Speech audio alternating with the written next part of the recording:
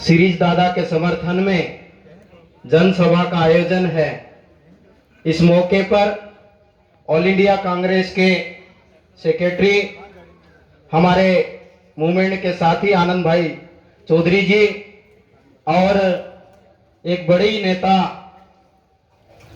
हमारे समाज के लिए लड़ने वाली प्रतिभा ताई शिंदे और जिला कांग्रेस कमेटी के अध्यक्ष माननीय श्री दिलीप नाइक जी और उतना ही सम्मानी हमारा मंच, क्योंकि महाविकास आघाड़ी का जो गठबंधन है अब की बार पूरी तैयारी के साथ में चुनाव लड़ रहा है। तो दादा बहुत अच्छी बात कर रहे थे, मैं संक्षिप्त में बात करूंगा, मुद्दे की बात करूंगा, लेकिन नारे नहीं लगे तो हमको मजा नहीं आता और नारे एकदम बुलंद आवाज में लगना चाहिए, अंतरात्मा से लगना चाहिए, मुट्ठी बंद करके हाथ ऊपर करके, ताकि हमको भी ताकत मिले, अगली सभा में अच्छी बात कर सके और आपको भी ताकत मिले, 20 तारीख को मतदान हाथ के पंजे पे कर सके, ताकि शिरीष दादा को जिता सके।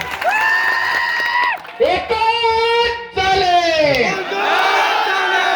इधर से कम आवाज आ रही है। एक चले, इधर वाले खाना नहीं खाए होंगे लगता मेरे को। एक चले, धन्यवाद। भाइयों बहनों, आज जो परिस्थितियां हैं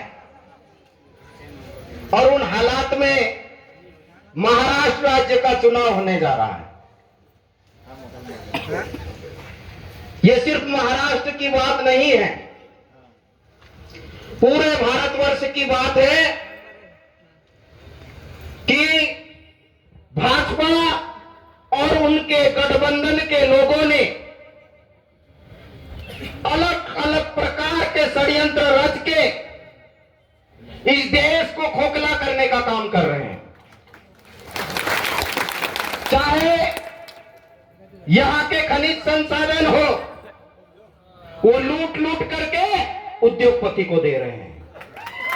फिर संविधान की बात हो, जिसमें सबसे प्रमुख रूप से आदिवासी समाज आता है, संविधान के ऊपर सबसे ज्यादा हमला इस समय भाजपा की सरकार कर रही है। इसलिए माननीय राहुल गांधी जी पूरे भारतवर्ष में संविधान की प्रति लेके घूम रहे हैं।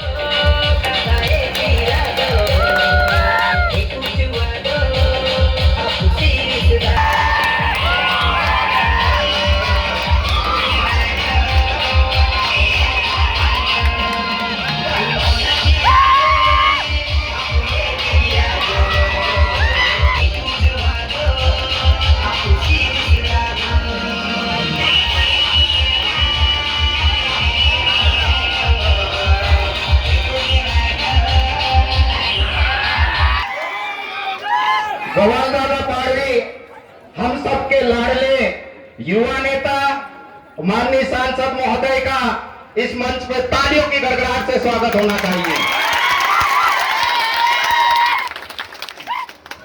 स्वागत है।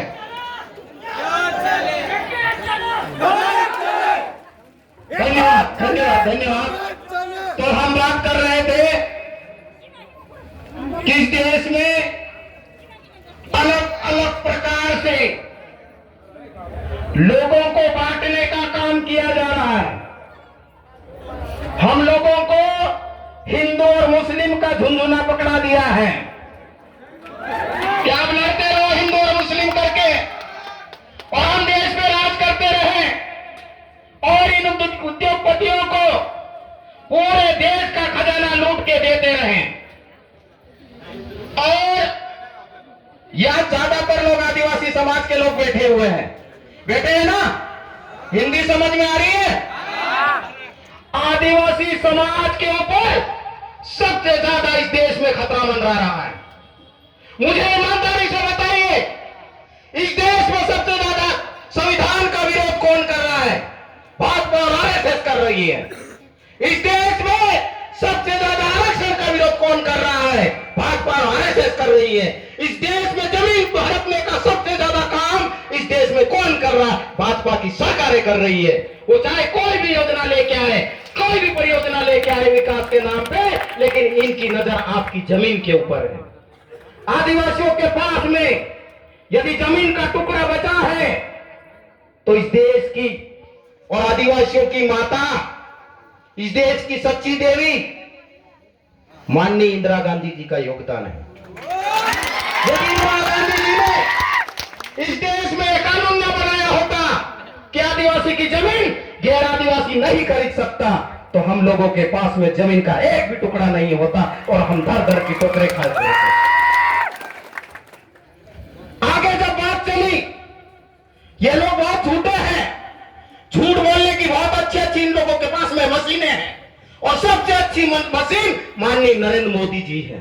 उसके बाद में दूसरी मशीन अमित शाह जी है, और आपके यहाँ के सरकार में बैठे हुए लोग ये झूठ बोलने की मशीनें हैं। ध्यान से सुनिएगा कि हम लोगों के पास में जमीन का टुकड़ा बचा उस कानून की वजह से। अब देश में वनाधिकार मान्यता कानून आया। कब आया? 2006 में। ये सेंटर का कानून, केंद्र सरकार और राज्य सरकार, ये केंद्र सरकार का कानून है। जब वनाधिकार मान्यता कानून बना था तो केंद्र में किसकी सरकार थी? कांग्रेस की थी या भाजपा की थी? कांग्रेस की सरकार थी, और कांग्रेस ने सोचा कि आदिवासी समाज स्वाभिमानी है, वो किसी की गुलामी पसंद नहीं करता है, इसलिए जहां जगह मिले वहां जाके बसता है और अपना गुजर बसर करता है। लेकिन फॉरेस्ट विभाग के माध्यम से, रेवेन्यू विभाग के माध्यम से, पुलिस विभाग के माध्यम से आदिवासियों को खदेड़ा जाता है, उनकी खड़ी फसलों को जला दिया जाता है, खड़ी फसलों को खोद दिया जाता है, जैसी में मशीन चला दी जाती है। इसलिए वनाधिकार मान्यता कानून लेके आए ताकि उनको फॉरेस्ट राइट एक्ट का पट्टा मिले, कम्युनिटी राइट्स एक्ट का पट्टा मिले, तब जाके हम लोगों के पास में जमीनें बची हुई है। लेकिन ये झूठे लोग हम लोगों के बीच में आके कहते हैं, आपने देखा होगा ना, पंगत बैठती है, जब हम खाना खाने बैठते हैं पंगत बैठती है। खाना बनाने वाला कौन होता है? वो अलग मिस्त्री होता है, और बांटने वाला कौन होता है? वो अलग लोग होते हैं। तो बनाने वाला बहुत महत्वपूर्ण होता है, नमक कितना डालना, मिर्च कितना डालना, किसको क्या खिलाना वो जानता है। लेकिन बांटने वाला तो जो आया उसकी बाल्टी में, कढ़ाई में वो बांटते जाता है। तो जब पट्टा बांटने की बात आई तो कई राज्यों में भाजपा की सरकार आ गई और आदिवासियों को झूठ बोलना चालू किया कि ये पट्टा आदिवासियों को भाजपा सरकार दे रही है। तो हम लोगों को इस भुलाने से बाहर आना है। यदि आदिवासियों को सुरक्षित रखना है तो हमको कोई भी आदिवासी, जो सच्चा आदिवासी, भाजपा को कभी भी वोट नहीं करेगा। क्यों? क्योंकि हमको आदिवासियों की अस्मिता की लड़ाई लड़ना है, हमारे इतिहास को बचाना है। यह सिर्फ चुनाव नहीं है कि हम फूल और पंजे को वोट दे दे और उम्मीदवार जीत जाए, ऐसा नहीं है। ये भाजपा के लोग, ये आरएसएस के लोग आपके इलाके में आके, अभी दादा आपकी भाषा बोल रहे थे बहुत अच्छी भाषा में, अच्छा लग रहा था कि बुरा लग रहा था? अच्छा लग रहा था ना। ये लोग आपकी भाषा खत्म करना चाहते हैं। आपका पहनावा आपको अच्छा लगता है, बुरा लगता है? अच्छा लगता है ना। वो उसको खत्म करना चाहते हैं, आपके त्योहार को खत्म करना चाहते हैं, इसलिए आदिवासियों को सुधारने के नाम पे आपके इलाके में घुस जाते हैं। तो इनको खदेड़ने का वक्त आ गया है। आप भी पढ़ लिख गए हो, नौजवान साथी हो, 5 साल में एक बार अवसर मिलता है।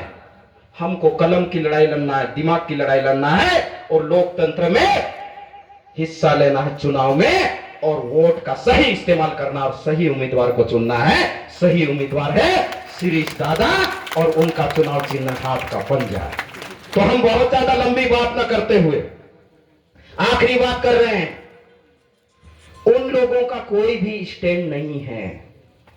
आपने देखा होगा कि पिछले 30-35 साल से एक ही परिवार के व्यक्ति, कभी वो भाजपा में जाते हैं, कभी वो कांग्रेस में आते हैं, कभी बसपा में जाते हैं, कभी सपा में जाते हैं, कभी अपक्ष से। यहां भी चुनाव लड़ना, वहां भी चुनाव लड़ना, सब जगह उनको ही चुनाव लड़ना है। तुम्हारे बाप का अधिकार है क्या? एक ही बड़ी बात, कोई दूसरे आदिवासी पैदा नहीं हुए क्या? है ना? और पैसे के बलबूते जो तुम्हारे हक और अधिकार के पैसे हैं, उसमें टक्केवारी, आप लोग टक्केवारी बोलते हैं ना, यहां भी टक्केवारी, वहां भी टक्केवारी, सब जगह टक्केवारी। तुम्हारे बाप ने अधिकार दिया तुमको, अब खड़े हो इन लोगों को। अब वक्त ऐसा नहीं बचा, जब तक बच्चा रोता नहीं ना, तो मां भी बच्चे को दूध नहीं पिलाती है। इसलिए जागो, ये सोना छोड़ो, दुर्व्यसनों से बाहर आओ और अपने हक और अधिकारों के लिए लड़ना सीखो। और ये एक वक्त आता है 5 साल में लोकतंत्र में चुनाव का, इसमें जवाब दो। ये हिना गावित, अभी गौरव दादा पाड़ी बैठे हमारे बीच में, उनको एक तो शिक्षा बच्चा आया, ये क्या करेगा? अरे ये तो बच्चा है नौजवान, लेकिन इतनी पब्लिक है इनके साथ में, इसलिए 1,70,000 रुपए को जीता। और उनका दिन नहीं भरा, मन नहीं माना, सत्ता का सुख चाहिए, पैसे कहां से आएंगे? 2 बार सांसद रही भाजपा से, फिर भाजपा से इस्तीफा, और फिर गवाल दादा के इलाके से केसी दादा पाड़ी के सामने चुनाव लड़ रही है। ये भगोड़े लोग हैं, भगोड़े भागने वाले मैदान छोड़ के। नंदुरबार से कलकुआ, अब ऐसा करना, एक बड़ा पहाड़ है उधर, उसके बाद में हमारा इलाका आता है, उधर भेज देना, हम अच्छे से निपट लेंगे उनसे। तो आखिरी बात, विनती है मेरी, बातें बहुत की जा सकती, लेकिन मेरे से अच्छी बात आपके राज्य के आपके साथी करेंगे। हम तो मध्य प्रदेश से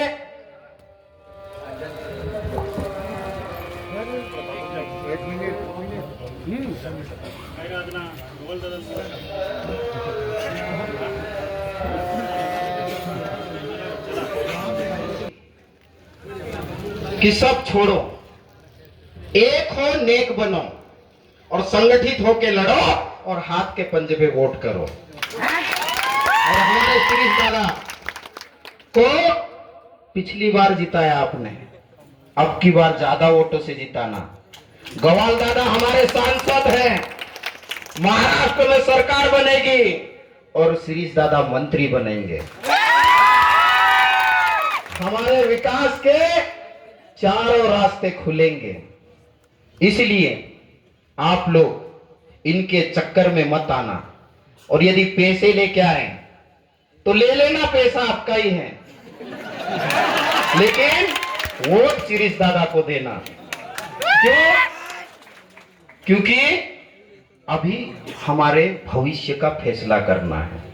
हमारे जो नौजवान साथी बेरोजगार हैं, उनकी नौकरियां निकालना है। हमारी सरकार आएगी तो 2.5 लाख पद जो खाली है महाराष्ट्र राज्य में, भर्ती प्रक्रिया चालू करेगी और प्रत्येक बेरोजगार को 4,000 रुपए प्रति माह देगी, जब तक कि रोजगार ना मिल जाए। और ये लाड़की बहना करते हैं, है ना, हमारे यहाँ लाडली बहना चला रहे, नाम हिंदी और अंग्रेजी मराठी में अलग अलग है। हमारे यहाँ पे भी 3,000 रुपए देने का वादा किया है, लेकिन अभी तक नहीं दिए।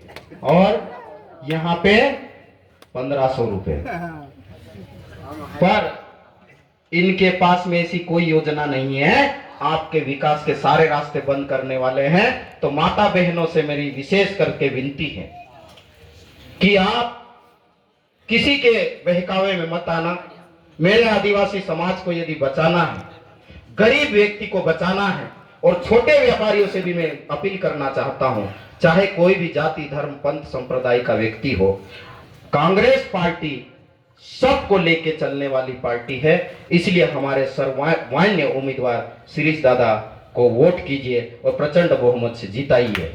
आखिरी नारा लगाएंगे अच्छे से, ताकि अगले वक्ता और उत्साह से भाषण देगा।